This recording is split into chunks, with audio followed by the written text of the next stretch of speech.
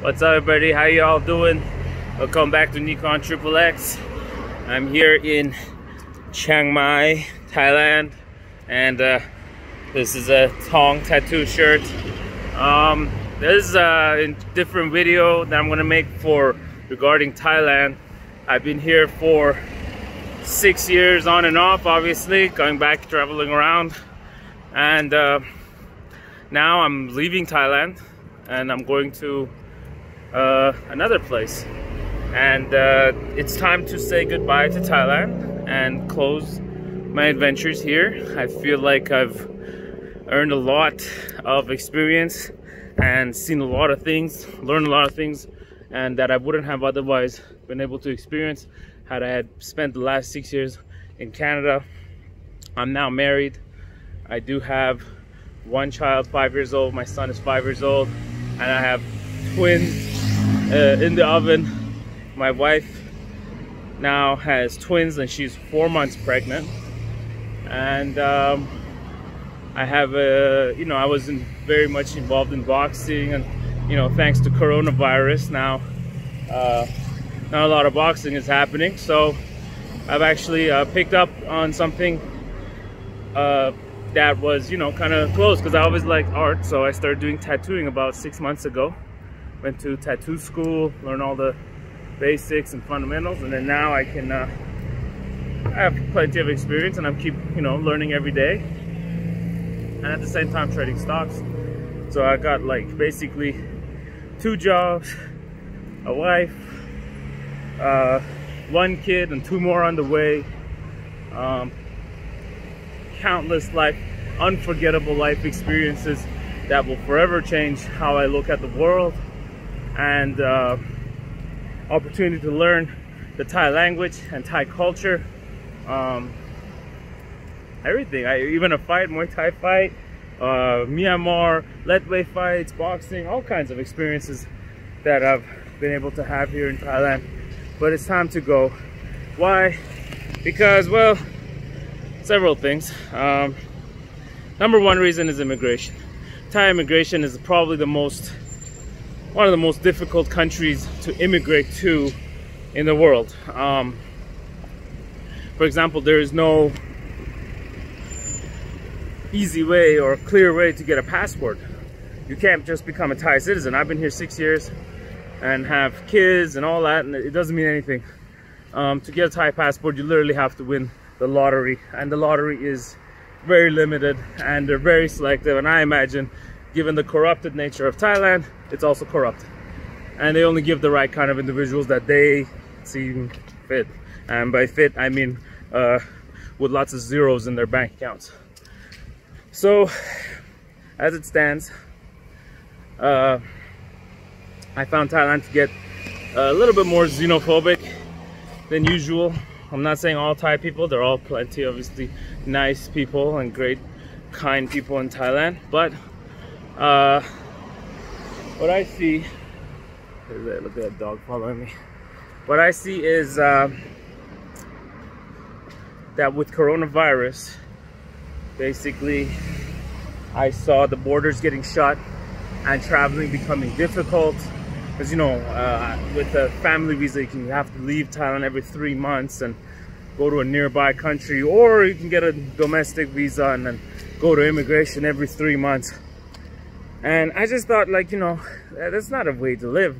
And it really became clear when I went to an immigration office in Bangkok, and I saw an old man, I'd say about 70. He had he was a Western white guy. He had 2 kids with this Thai old lady, and they were in their kind of, I guess, 20s, early 20s, or teens, late teens. And he had to wait to get the stamp to stay another 3 months, as if he was a criminal on probation or something, even though he's been probably spending millions of baht over the course of the decades that he's lived here. Probably bought a house or a couple of cars or motorcycles, all sorts of ways he supported the economy, yet he's treated like not only an outsider, also a criminal, in a way, like you should not be here kind of. So I figured, not being able to work, always standing out, always being the only, always being the foreigner, the farang. Even if you speak Thai, even if you went to university here, which I did, I went to university, I learned Thai and everything. Even if you do all that, you will not get accepted by their general population. And what ends up happening is, well, it's risky. It's risky because you need to, you know, you're building a base, you're trying to be there for your kids, and let's say another coronavirus second wave hits, or World War III with China. Who the fuck knows what's gonna happen there? Anything happens, and you're standing out. You're the only. The expat life must end, as Nassim Taleb wrote in his book.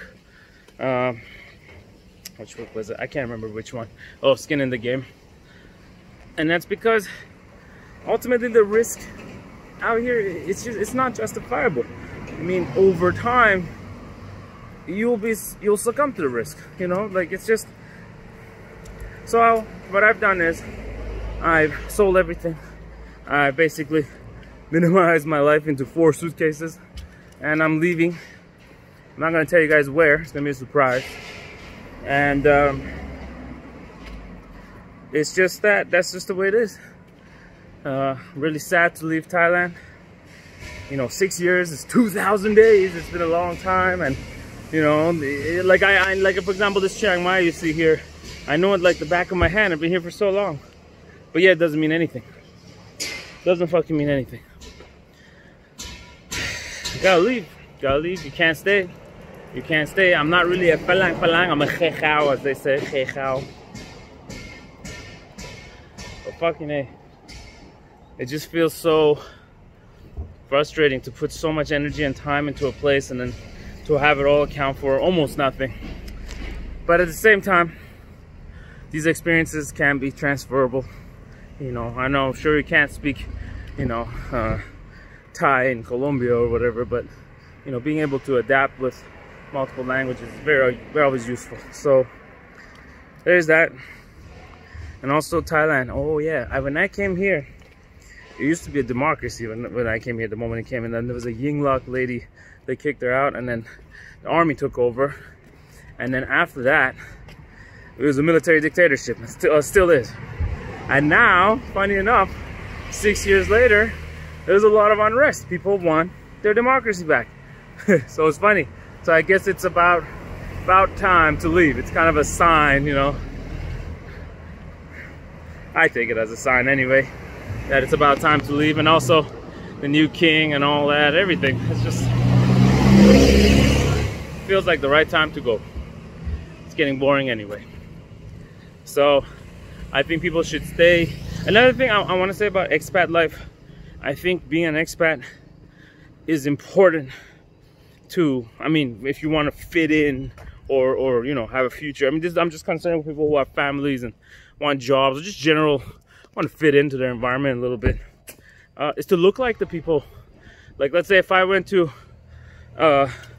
you know, where is it, Syria, Turkey, Greek, Italy, you know, Mexico, Colombia, Argentina, I probably fit in a lot better than out here because I look like the people. Now, if I speak the languages of the locals, fit even better.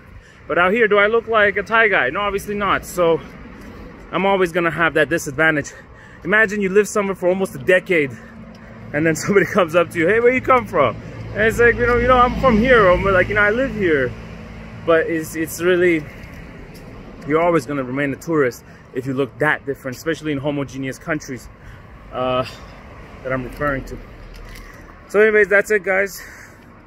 Hope you guys enjoyed this little message about Thailand, and you learn from my mistakes. And if you ever consider the expat life, do think of your race and your appearance and the appearance of the locals and the culture and all that, and also their fucking laws and constitution before you dig deep. But regardless, I still appreciate and treasure all the memories and experiences that I've accumulated and been able to go throughout the years. Until next time.